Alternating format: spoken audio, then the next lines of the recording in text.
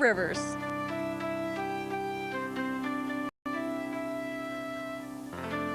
The pattern we're going to tie is what I call a Hollywood cicada.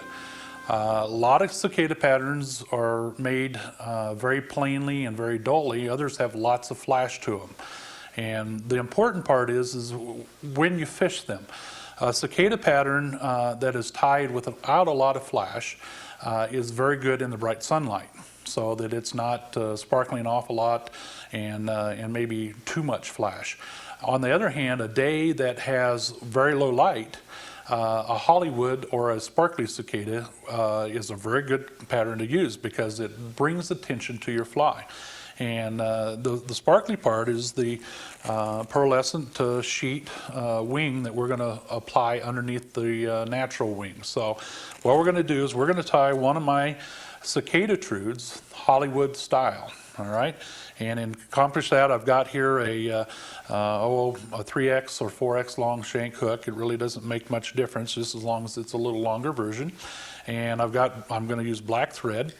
And we're also going to cut the body out of some foam and make a foam strip. What I have here is 3 different thicknesses of foam. And if you look at these, you can see that they're all 3 different thicknesses. This is being thinnest and this will be the thickest. So when you buy your foam, you want to make sure that you pick up something that matches well with what you're doing. I like the medium-sized foam for my standard cicadas. For my beetles and other things, I'd use the thinner foam where you're not wanting to interfere with the hooking ability. So larger flies like the Chernobyl could be made out of the thickest, and because it's a body all on its own. So you want to use the black cell foam, and you can get this in lots of different colors and lots of different uses. So closed cell foam is really fun to tie with, and it makes some very effective patterns. So we're going to use that as the basis for the Cricada Trude that we're going to tie in the Hollywood style. So what I'm going to do here is I've already cut a sheet of foam, and when I cut the sheet of foam, I made it basically the hook gap width.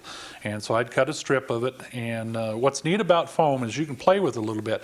Let's say if this foam was a little bit thicker, I got some foam that was a little thicker than I really wanted. In other words, if I was going to go down a couple sizes here with this fly, what I would do maybe to a 10 instead of an 8, it would match up as well. What you can do by stroking the foam back and forth, you can actually thin it and lengthen it. It lengthens it, but it also thins it out. And so if the thickness of the foam is not appropriate for what you'd like to do, just by simply pulling and stroking the foam, you can make it thinner than what it came to you naturally. So what we're going to do is we're going to go ahead and put a base of thread down on the fly, on the hook. And what I like to do is start right up here at the eye of the hook. That kind of closes the gap to begin with. And we're going to just layer down. It's important to put this base of thread down to keep the fly and the foam from spinning on the hook. And you notice how I'm using a little back pressure with my original tie thread. That kind of puts each wind right next to the last one. And then you can clip it here. Instead of clipping it early and then doing it the other way. And you can obviously do it both ways. But then what we're going to do is fast forward out of here. I'm just kind of putting a little spiral wraps here right up to the eye of the hook. Now we're going to take our strip of foam, and this is going to be the basis for our fly and the body of it. And I'm going to take and place it here. What we want to do is we want to tie this in right at the head of the fly. We want to extend some out front. We want to have plenty out in front because we're going to fold that back a little later. So let's make a couple winds here and really secure it down in that spot. And that'll start that whole process out. Now we're going to fast forward back and make our first segmentation on our fly. All right, it's going to actually have several segments to it. And we're going to put some crystal flash underneath it. Now we could do 2 different types of bodies. We could go ahead and make another segment and another segment.